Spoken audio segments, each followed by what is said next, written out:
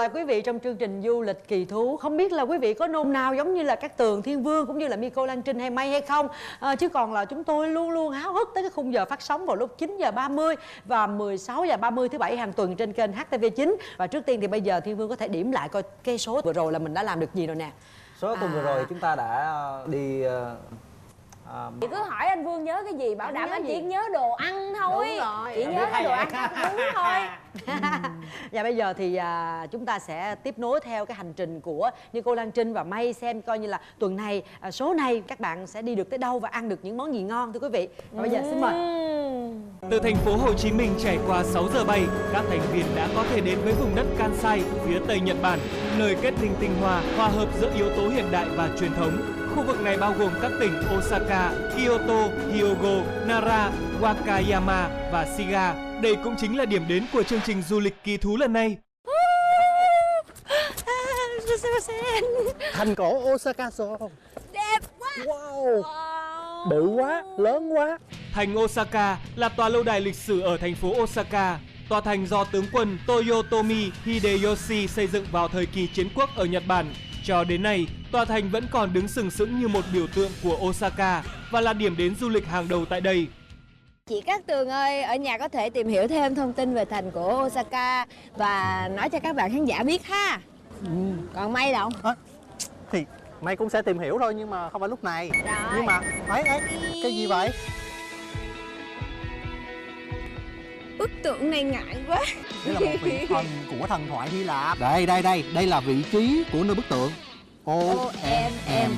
Excuse me, you are Japanese? Yes. Yeah, can I ask you just one question? One question, please. Okay.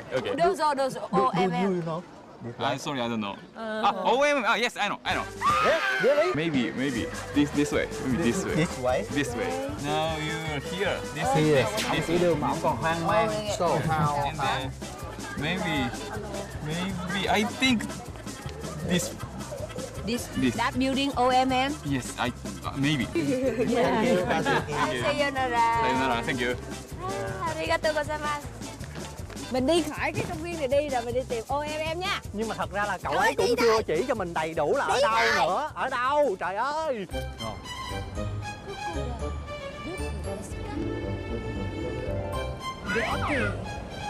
Nó ở đâu vậy ta? Miko mới tập được 2 câu để hỏi đường. Hỏi Excuse sao me. bây giờ? Excuse me. Doku wa doko desu ka? Doku wa doko desu ka? Chia.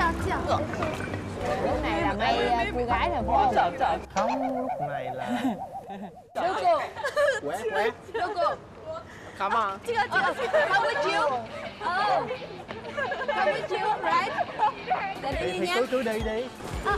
Lúc này là Miko chuẩn bị ngã sang anh chàng kia. Thì tí nữa May nắm tay bên này. Can you? Thấy chưa, anh thấy chưa?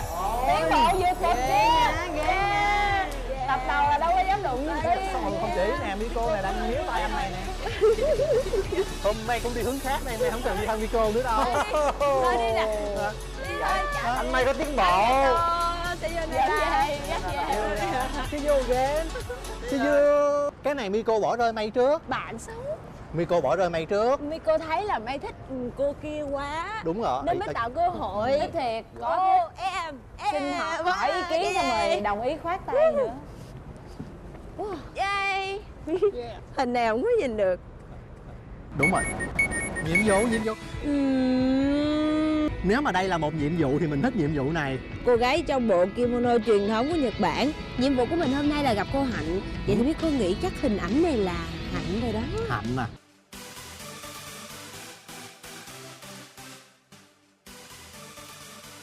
Hay là thế nào? Mình thử lên lầu cao nhất coi sao. Lên Đi lầu. theo. Đi Lên lầu theo cao người nhất Việt hả? Nam. Đi tìm chị Hạnh. Kutayan nghĩa là gì?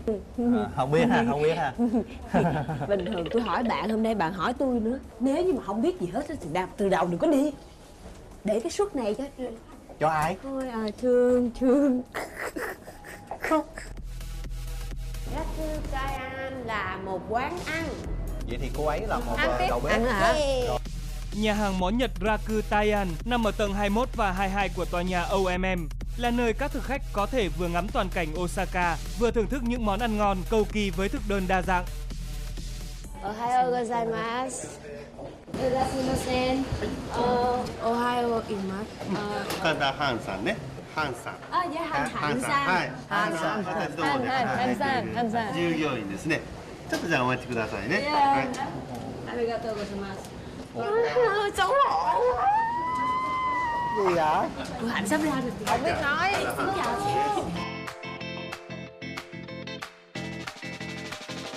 Wow. Đúng rồi. Dạ bắt tay chị. Chị Hạnh đến từ thành phố Hồ Chí Minh, hiện đang làm đầu bếp chính thức tại nhà hàng Nhật Rakutayan, là đầu bếp Việt Nam duy nhất tại đây. Nhưng chị Hạnh luôn được đồng nghiệp và các thực khách Nhật Bản lẫn Việt Nam yêu mến, tín nhiệm bởi sự cẩn mẫn và tay nghề giỏi của mình. Để tiếp đón hai vị khách đến từ Việt Nam này, chị Hạnh đích thân chuẩn bị những món ăn Nhật, sử dụng nguyên liệu 4 mùa. Chà, có vẻ là rất ngon đây. Bây giờ mình mới vô lại ăn nữa rồi. Bây giờ mấy chị tuyển món nào đây? Ở Nhật cái là món đầu tiên là món Đây, món Densai trước. Densai. Mình phải tách ra. Cái đó ngon lắm. Phải tách ra vậy. Cái đó ngon cực kỳ luôn, nó béo thiệt là béo. Mình sắn kế bên. Rồi mình ăn thử cái mình ăn thử một miếng ha. Ăn là kỳ công luôn á. Đổ hết rồi. Trời. Wow. Ngon quá. Oshi. Oshi. Kỳ công, đúng là cái này là hoàn toàn lạ. Miko ở Việt Nam là chưa có ăn bao giờ. Cái mặt ăn thì ghét. Ủa, ăn không mà, gì đâu ghét gì vậy? Nha. Ngon quá. Món ăn tiếp theo đó chính là cơm hạt dẻ. Món này bùi Ăn nguyên Ở Nhật người ta dọn cái cơm ở Nhật là nó da dẻo. Bùi lắm. Bình thường có trộn. Có mùa thu mà. Bùi quá. Trời ơi, ngon quá. Ngon chảy nước mắt. Ngon chảy nước mắt lại sao vậy? cô? Sao lại chảy nước mắt vậy? Xúc động quá. Có mùi tạt đúng không? Anh thấy sao? Có không một chút ngọt. Hạt dẻ nó ngọt. Bùi của hạt dẻ. Tại mình đang cố gắng phân tích. Nó quá phức tạp trong một cái chỉ là cơm. Đó là cái gì vậy? Không thích tạo. Tôi mất hứng rồi. Tôi bỏ tôi về. Thiệt không? Không. Rút mình rút lại lời nói đó, mình rút lại cho thêm miếng nữa để thử, Ăn tê rồi coi kìa. Ngoan, bé ăn đi, cống lớn. Nói đi. Em có nhiều câu hỏi thắc mắc lắm. Là chị đã qua đất nước Nhật Bản này được bao nhiêu lâu rồi ạ? Chị qua 17 năm rồi. 17 7 năm. Tại sao chị lại quyết định chọn đất nước Nhật Bản để cho mình sinh sống và lập nghiệp? Ngày xưa chị coi phim Osin á. Lúc đó chị khoảng 8-9 tuổi thôi. Từ đó mình chưa thấy tuyết. Bởi vì mình muốn qua nước Nhật không biết tuyết như thế nào. Tự nhiên cái đâu mà gặp được ông xã. Và cái mới đi lạc đường xuống quận 2. Xong rồi mới gặp cái chị ở xóm. Xong rồi cái mời qua nhà rồi ăn cơm, rồi nấu này nấu kia. Xong rồi trở về bên Nhật xong rồi mới là liên lạc qua thơ từ. Trong thời gian đó qua lại 3 năm, rồi trong thời gian đó rồi mới về bệnh coi mắt xong rồi mới là mở lời là nói cưới, tự làm đám cưới bên Việt Nam. Khi qua bên Nhật xong rồi mới là sanh em bé. Công ty nhà chị là công ty giấy in, rồi xong chị làm trong đó là 6 năm. Xong rồi chị mới để về nghề nấu ăn.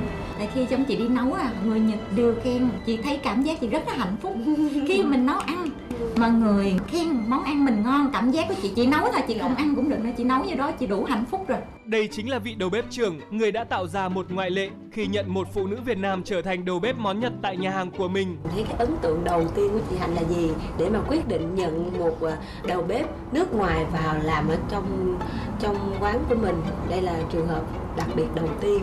なぜまず最初にベトナム人がなぜ日本料理を覚えたいのかいうのですごく疑問に思ったんですけども、彼女がもう一生懸命勉強したい、日本料理を覚えたいいうことをすごくこう訴えてきたので、それでまあ採用してみようかなと。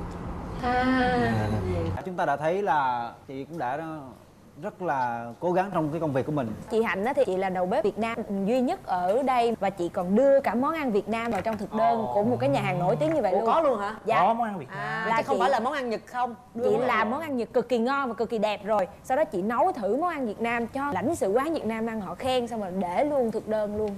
Thiên Vương thấy là người Nhật họ rất là cởi mở và rất trọng nhân tài. Và một phần nữa là bởi vì chị Hạnh cũng thật sự rất là cố gắng. Có một chi tiết nhỏ thôi là lúc em với Miko bắt tay chị Hạnh á, tay chị Hạnh lạnh ngắt à. Lạnh, cảm thấy lạnh quá luôn á. Lý do? Bởi vì chị ấy phải rửa tay trong nước lạnh thường xuyên. Theo chị nói là nó sẽ ngon hơn và nó trực tiếp làm những cái món ăn Mình bằng cảm tay. nhận được bằng tay. Đúng rồi, cảm nhận. Tí nữa tụi em sẽ được tới nhà thăm gia đình chị Hạnh. Wow. Thì em thấy á, chị ấy là vừa giỏi về chuyên môn mà đặc biệt là ba mẹ chồng cực kỳ thương yêu mà bây giờ coi như là con ruột, và chị có cực kỳ có tiếng nói ở trong nhà. Em thấy chị có một cái sự thoải mái lắm. Trời ơi, mình có nên khoe khoang trước không ta? Mình không nên nói trước đâu, để lát hồi mấy anh chị xem sẽ thấy được. Tụi em sắp được ăn tiếp nè. Kết thúc một ngày làm việc, Mây và Lan Trình được chị Hạnh mời về thăm tổ ấm của mình.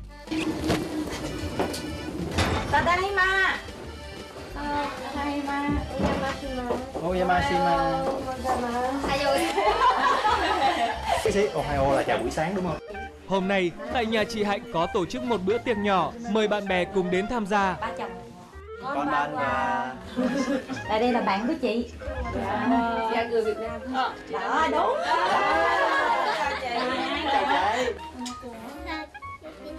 Saki. Theo lời kể của chị Hạnh, kể từ khi kết hôn với người chồng Nhật vào năm 1997, thì chị vẫn luôn sống trong ngôi nhà này. Dạ, em chào bác ạ. Thưa bác, là ở Việt Nam thường hay có khái niệm là mẹ chồng và con dâu á. Con dâu thì nhiều khi là không làm cho mẹ chồng vui. Vậy thì bác thấy chị Hạnh có phải là một người con dâu ngoan không ạ? いい嫁ですよ。いつも一緒に買い物行ったり、いつも一緒です。待ち合わせしてね。 Thế bác có thể nhớ được là khi mà cái lần đầu tiên bác gặp được chị Hạnh thì ấn tượng đầu tiên là gì không ha? おとなしい子やなと思いました。でもその時は言葉があんまりわからないからね。おとなしかったんだと思います。今は違いますよ。慣れてきたからお互いに気持ちがわかるようになり。 Làm dâu trong nhà đã được 18 năm, không chỉ được chồng mà cả mẹ chồng yêu quý vì sự khéo léo của mình. Chị Hạnh thực sự là một cô dâu Việt đầy hạnh phúc và rất đáng ngưỡng mộ. Là một đầu bếp. Thì ở nhà mà chị nấu ăn thì tới bây giờ có bao giờ mà chị nấu cũng phật ý bác chưa? あ、それはないですね。それはないね。 Ở nhà chị nấu không mà. Dạ. Tết chị cũng làm đồ Tết luôn. 上手に作りますから。 Có nghĩa là làm dâu Nhật mà nấu ăn nữa là một cái thuận lợi rất là tuyệt vời. Còn Miko Lan Trinh là thôi thua rồi. Không sao, để lát để chị dạy thôi. Tại nhà, hôm nay mọi người sẽ được thưởng thức một món đặc sản quen thuộc ở Osaka do đầu bếp là chị Hạnh chuẩn bị. Chị làm taco đông người ăn, bởi vậy làm 12 trứng gà. Có cái nào nhẹ nhàng dễ dàng cho em làm với? Ôi em có đụng vô gì hết á. Cái đó là gì chị? Cái này nước là nên cái nước súp từ cái vị ga cá á. Bịch này vô. Bịch taco, lát nữa bịch, cái này em về chỉ tặng cho em bịch này nha. Chưa có bịch này em không làm được. Chưa được tặng. Quên lấy Chưa về. được tặng bịch này. Tới đây, đốt con tới đây chứ. Chị thấy cầm cái tay là thấy yếu rồi. Gì? Em đứng đó chơi đi. Em làm gì hả? Rồi biết rồi, trọng trách nằm hết trong tay mình đúng không? Ôi, trách nhiệm của May nặng nề quá ha. Chứ gì nữa đổ cái là khỏi ăn luôn. Rồi, cái này là giống bánh xèo nè. Bánh khọt, Bánh khọt. Làm đi mấy. Mà. Bánh mực đó chị. Chưa hả chị? Đây thì chị cắt này luôn cho nó nhanh ha. Đỏ. Miền đỏ ha. Lúc đầu em dít này lên trước, xong cái em giữ cái này cho em quen cái này. Là một chút nữa. Takoyaki là món ăn đặc sản của Osaka. Người ta thường tập trung bạn bè đông đủ tại một nhà người nào đó để mở tiệc, rồi dùng chảo chuyên nướng takoyaki, vừa nướng bánh vừa trò chuyện. Người dân ở vùng Kansai thường hay tổ chức bữa tiệc như thế này. Trả lại nữa. Bây giờ May làm 6 cái đi. 6 cái cho nó đẹp đi.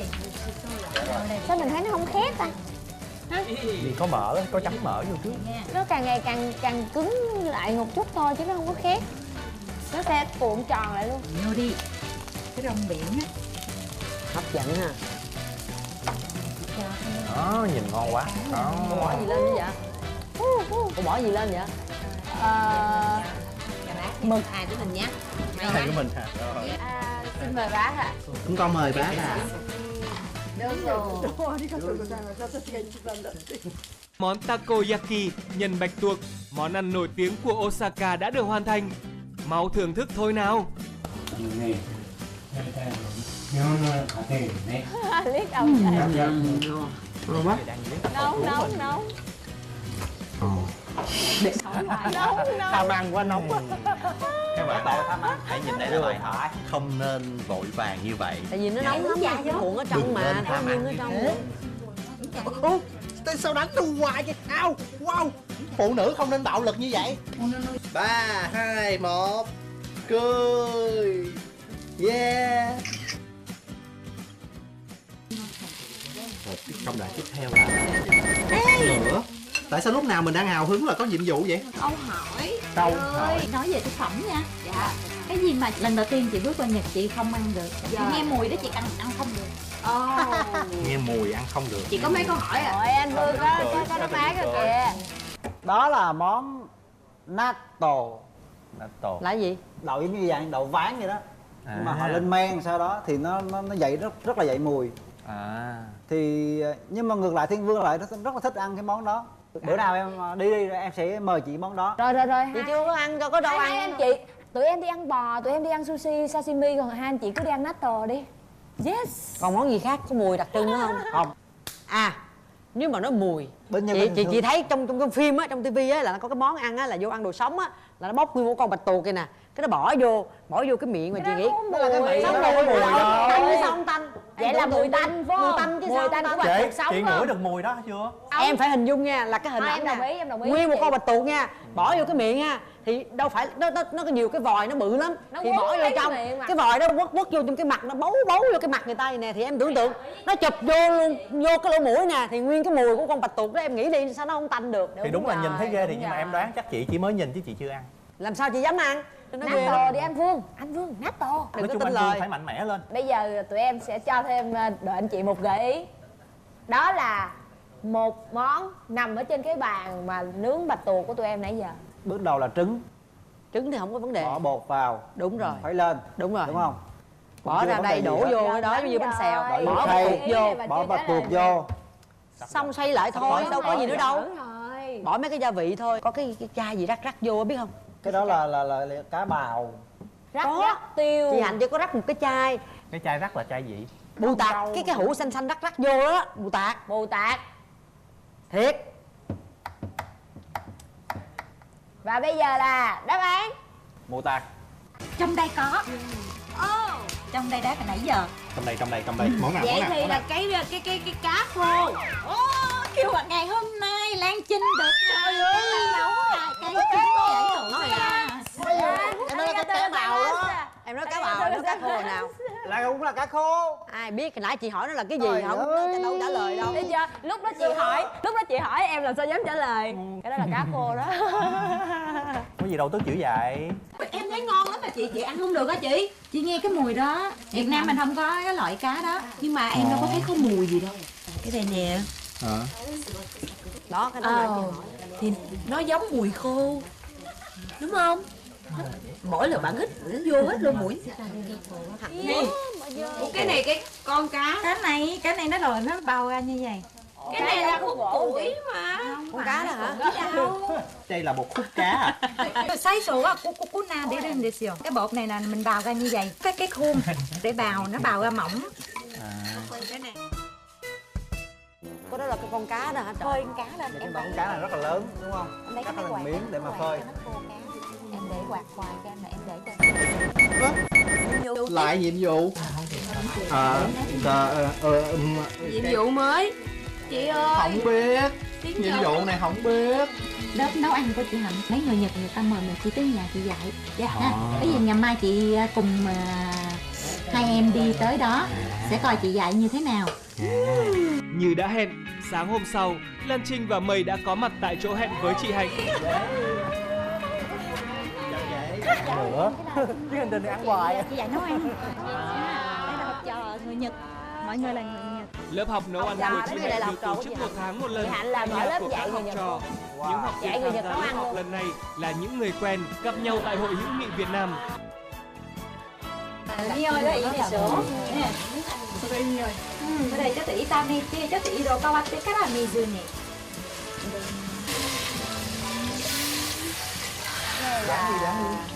水を入れて、ちょっと置いといて。Chị Cát Tường đoán đi, món gì vậy? Món Việt Nam hả chị? Nhưng mà chưa có nhìn thấy. Không biết là cái gì ở trong Có nước cốt dừa. Dừa. Nước dừa em. Em còn thấy bỏ cái gì vô xào mình không thấy. Tại này là nước cà dừa lon em, nó phải đóng lại. ココナッツミルクを入れました。それから沸騰してから人参を入れます。Cà rốt. Cà rốt. Sau khi dạy xong thì chị có kiểm tra lại học trò coi là họ có nấu được hay chưa không? Giống như là cho bà kiểm tra chấm điểm cái gì. いつも美味しいって後で作ります。はい。いつも家に帰って作りますね。ニンニク。飾りやねこれ。Chuẩn bị may thể hiện tác phẩm của mình nè. Đó đó giỏi đó. Em cầm dao rồi kìa. Người ta biết cách lượng sức là không có. Các món ăn trong thực đơn hàng ngày được nấu một cách khéo léo và nhanh gọn. Gỏi cuốn tôm. Kể từ khi lớp học bắt đầu, Tôm thịt. sau 1 tiếng, rất nhiều món ăn thơm ngon đã được hoàn thành. Việt Nam đó.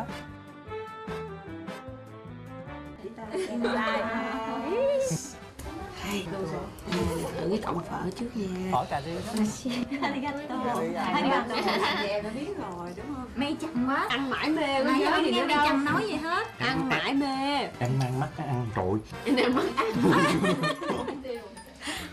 Mọi hương vị ở đây đều rất là quen thuộc. Mọi người có thấy ngon không ạ?